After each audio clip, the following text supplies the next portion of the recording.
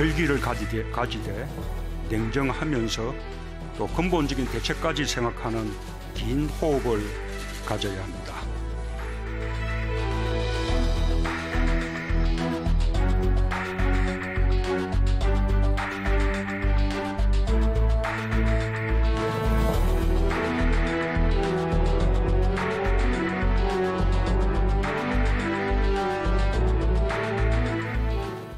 자, 이성권 전 국회의원 그리고 최태경 민주당 부대변인 두 분 나오셨습니다. 반갑습니다. 네, 반갑습니다. 예. 자, 먼저 이성권 의원이 지난 주말에 일본을 개인적으로 다녀오신 겁니까? 개인적으로 다녔어요. 하도 한일 관계가 답답하니까 또 일본하고 좀 관계가 깊기 때문에 개인적으로 제가 궁금한 것도 해소할 겸 또 조금이라도 한국에 도움이 되는 그런 일을 할 겸 해서 다녀왔습니다. 예. 아베 정부가 당황하고 있다라는 헤드라인이 있더라. 나온 건 사실이겠죠. 현지 분위기가 그냥 이게 그냥 한 번에 기사 한 줄에 불과한 건지 전체적인 분위기가 그런 건지. 일단 제가 그 제목을 단 기사를 봤는데 그게 이제 아베 정부의 비판적인 언론사입니다. 우리나라도 보면 정부의 비판적인 언론의 경우는 똑같은 논조를 계속 내지 않습니까? 그런 것 중에 하나라고 봐야 되고 전체적인 일본 분위기를 조금 소개를 해드리면 일단 국민들은 이 문제에 대해서 잘 몰라요. 관심도 그렇게 많지가 않고 그리고 그 이유는 전체적인 언론 보도 비중이 한일 간의 무역 이 분쟁에 대해서 그렇게 많이 다루지는 않고 있습니다. 그 비중이 많지 않다 보니까 일본 국민들이 잘 몰라요.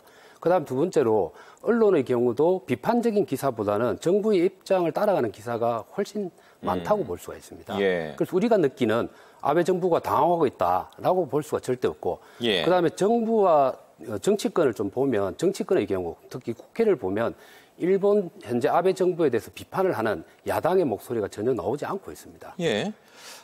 관심이 없다. 잘 모른다. 국민들은. 그렇죠. 그리고 정부의 입장도 마찬가지인데 우리는 지금 한국 사회 분위기가 우리 정부나 국민들이 한국과 일본 간의 무역 분쟁에 대해서 전부 그냥 일치단결해서 한 방향으로 이렇게 가고 있지 않습니까? 정부도 그게 올인을 하고 있는 상황인데 일본 정부의 경우는 오히려 한일 간의 이런 문제보다는 내년에 있을 도쿄올림픽 그 준비와 한참 지금 분쟁이 더욱더 심화되고 있는 미국과 중국 간의 무역 분쟁, 이게 환율 분쟁으로 옮겨가고 있기 때문에 이에 대한 대책에 상당히 에너지를 집중하고 있는 모습을 보입니다. 우리하고 많이 온도 차이가 있죠. 예, 알겠습니다. 연장선에서 질문 하나 더 드리면 시청자분들도 잘 아시는지 모르겠습니다만은 이제 이 의원님이 이제 거의 일본 통을 아주 유명하시잖아요. 고노 외상관은 2000년대 초반인가요? 보좌관 역할도 직접 제가 하셨고. 2년간 일을 했습니다. 2년인가요? 대표적인 이제 한국을 좋아하는 일본 정치계 인물로 알려졌는데 최근 이번에 경제 제재와 관련해서는 완전히 반대, 아예 혐한파로 돌아서지 않았나 발언들을 보면 그래요, 막말들이. 이런 분위기가 왜 이렇게 험악해졌나 어떻게 보십니까? 고노타로 외상의 개인적 성향은 큰 변화는 없는데 아베 정부의 특성이 반영된 외무부 장관이기 때문에 그런 성향이 나타난다고 이해를 하시면 될 것 같고 근본적으로 한국과 일본이 딛고 있는 땅이 바뀌었고 그리고 한국과 일본의 몸집이 비슷해졌다고 보시면 될 것 같습니다. 그러니까 한국과 일본은 1965년도에 국교 정상화를 맺었는데 그때는 중국, 소련, 북한이라는 공산주의 세력이 내려오는 것을 막기 위해서 일본과 미국 그리고 우리 한국이 삼각 동맹을 맺었지 않습니까? 근데 지금은 냉전 시대가 끝났죠. 그리고 국제 질서 자체가 그때하고 많이 바뀌었기 때문에 그리고 또 한국의 몸집도 당시에는 30배 넘게 나이가 차이가 났는데 지금은 한 3배 정도 혹은 2배 정도로 많이 좁혀졌죠. 한국의 자긍심도 강해졌고 그러다 보니까 충돌이 많이 일어나게 되는 하나의 계기가 되지 않나 생각합니다. 부대변인님, 지금 일본은 이런 분위기가 아니라는데 저는 이게 한국의 분위기에 대해서 전혀 동요하거나 긴장하거나 그렇지 않다고 그러네요. 일본 사회는 이런 정치적으로 중요한, 사회적으로 중요한 담론에 대한 양론이 별로 없습니다. 토론도 별로 없고요. 방금 말씀하셨듯이 야당이 이런 중요한 문제에 대해서 견제와 비판도 별로 있지 않습니다. 그래서 이 이면에는 일본 사회가 겪고 있는 장기적인 사회적 모순, 경제적 모순에 기반하고 있다고 봅니다. 일본 사회는 참 특이한 점이 많습니다. 첫 번째, GDP 대비 국가 부채가 전 세계 1등입니다. 미국의 238%입니다. 그리고 특이하게 수십 년 동안 명목 GDP가 늘고 있지 않습니다. 실질 GDP는 늘지 않을 수 있지만 물가가 상승되기 때문에 명목 GDP가 늘지 않기는 참 힘든 일인데 일본 사회는 그런 이상한 일이 일어나고 있어요. 아베가 당황할 수밖에 없는 이유는 여기 있다 봐요. 일본 사회에서 우리 한국 사회를 보면 한국 사회는 계속 갈등이 있거든요.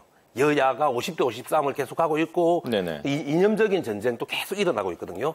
그래서 아베가 이렇게 경제전쟁을 일으켰을 때 한국 사회는 분열되고 양론으로 갈라져가지고 무너질 수 있다고 나는 기대했다고 봐요.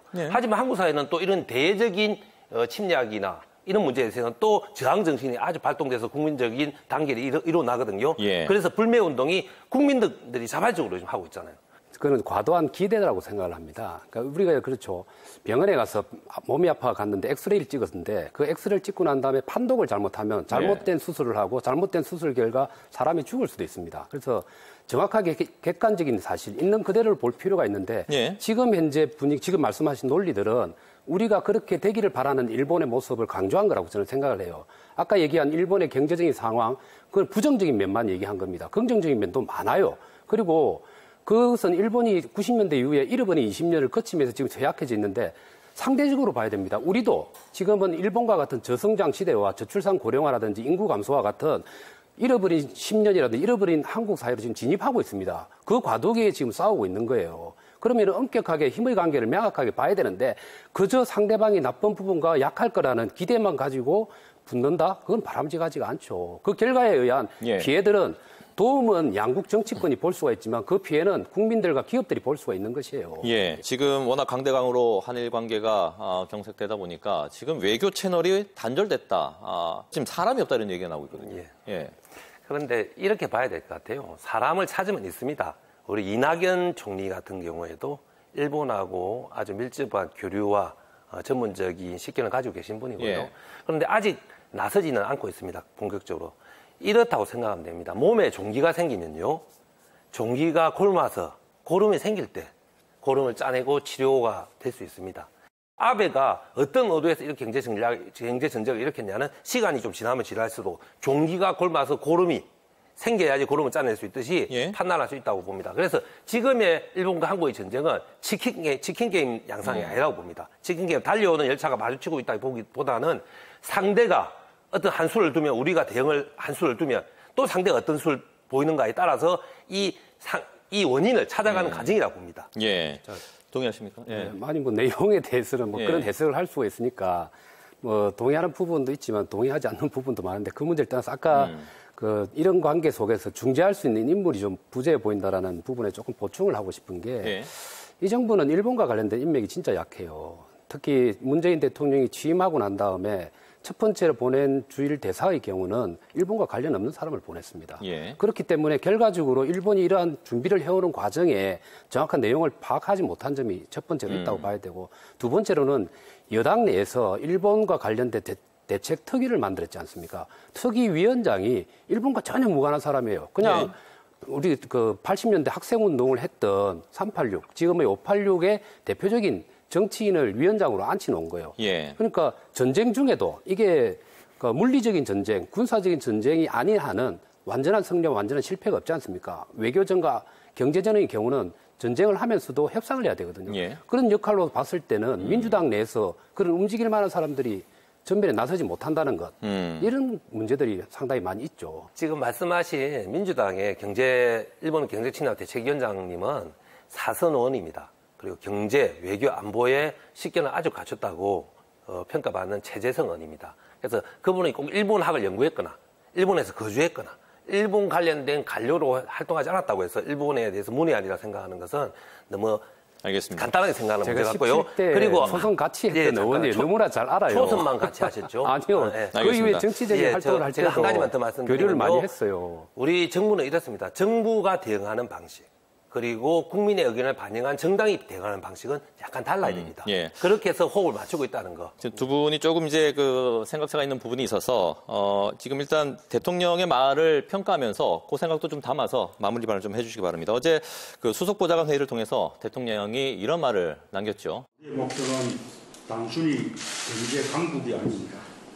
우리는 인류 보편적 가치를 공허하여 사람을 중시하는 평화협력의 세계 공동체를 축구해 나갈 것입니다.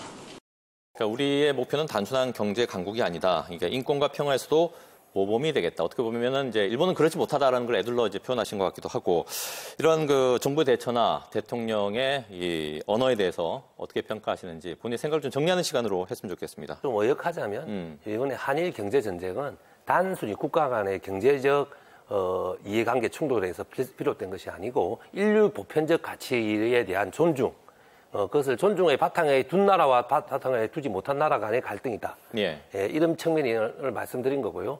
또 하나 이번 대법원 판결 그리고 대법원 판결을 지지하는 한국 정부와 우리 한국 대법원 판결을 반대한 일본 정부 사이에서는 이 인류사적, 문명사적 큰 차이가 있습니다. 예. 무엇이냐면 국가가 개인의 인권의 문제를 통제하고 조절할 수 있는가 문제입니다.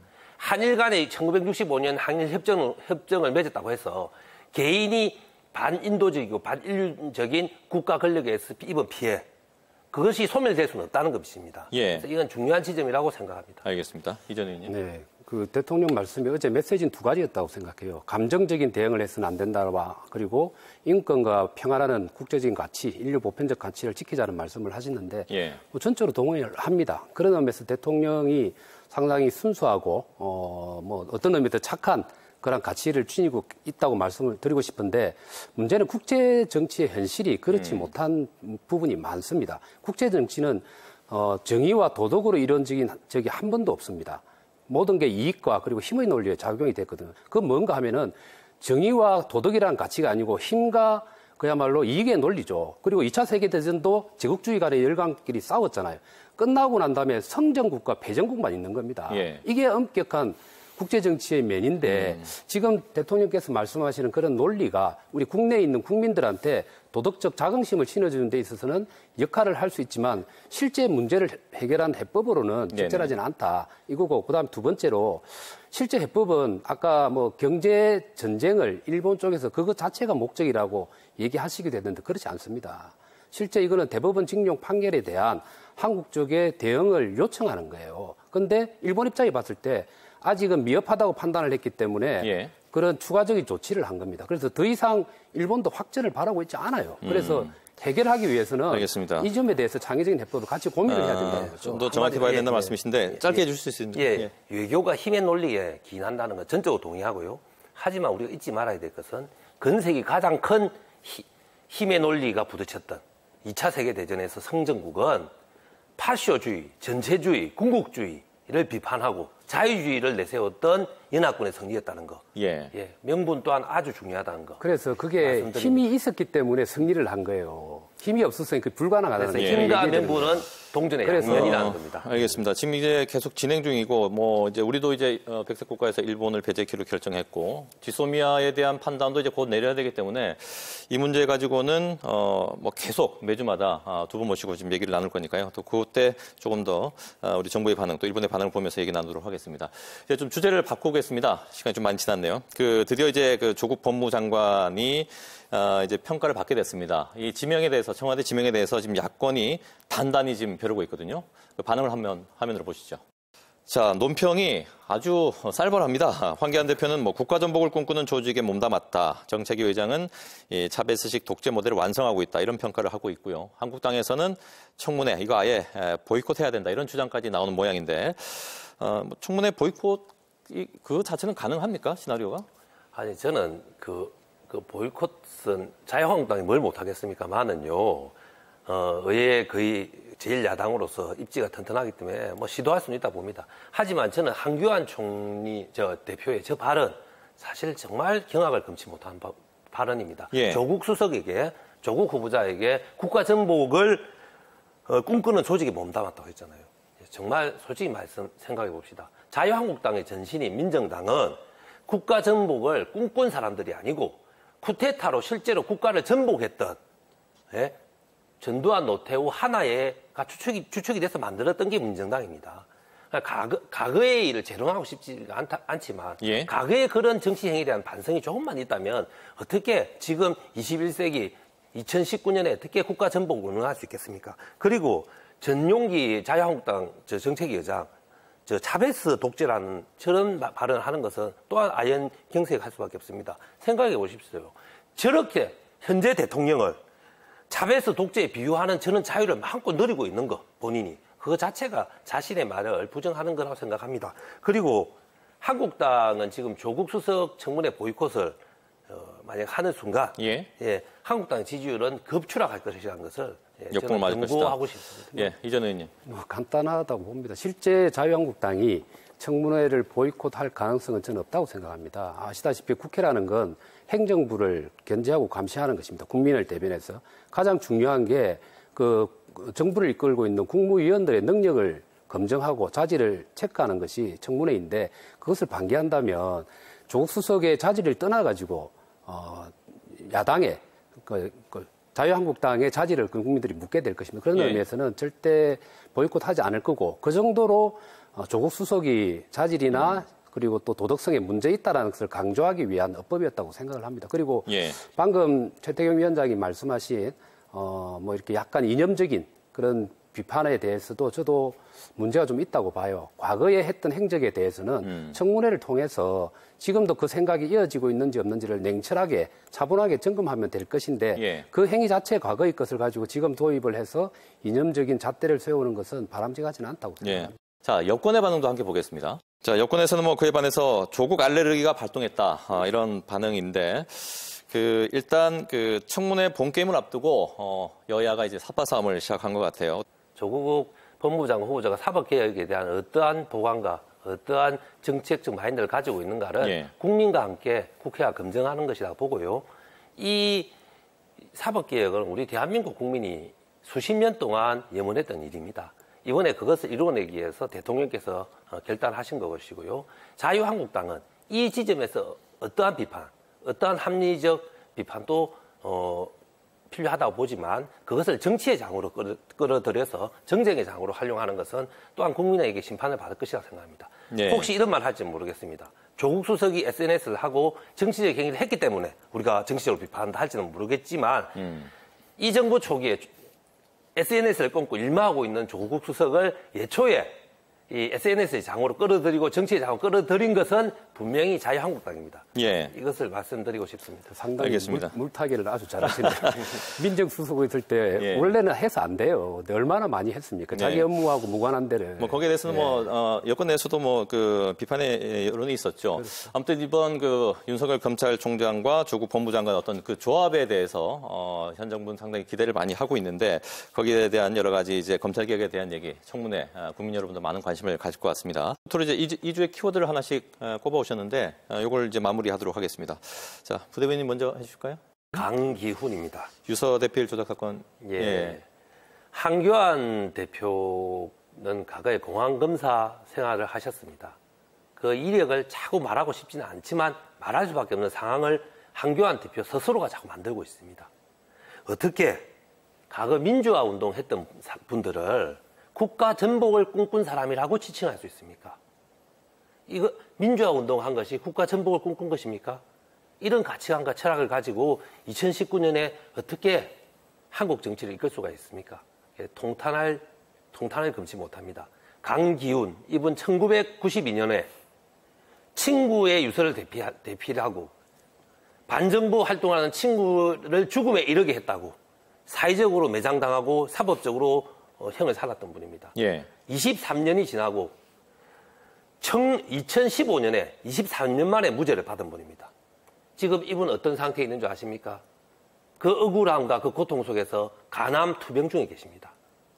국가 권력이 저지른 이 폭력의 피해자가 이렇게 버젓이 살아있는데 민주화 운동을 했던 분들을 국가 전복을 꿈꾼 사람이라 비판하는 거 안타까운 현실입니다. 황교안 대표의 발언을 가지고 이제 이 반론의 차원에서 2주의 키워드를 갖고 오셨고요. 이전 의원님은 어떤 겁니까?